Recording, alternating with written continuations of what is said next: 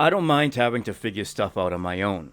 Back in the day, if you bought a game secondhand and it didn't have the manual, you were going to spend the first couple of hours just trying to figure stuff out. And in a day and age where there's a lot of hand-holding video games, it's nice to see when a developer is willing to buck the trend and not shove tutorial after tutorial down our throats. However, this is a little bit different.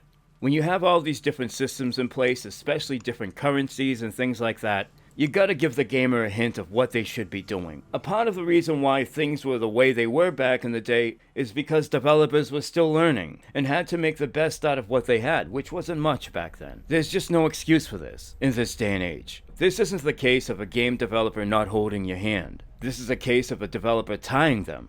You should never have to spend your initial hour or two with a game Googling stuff like, what am I supposed to do? What buttons do what? And unfortunately, when I played this game, it wasn't out yet, so there wasn't much information for me to gather. You have to at least tell the player what buttons do what. And if it were just the buttons, not that big of a deal, right?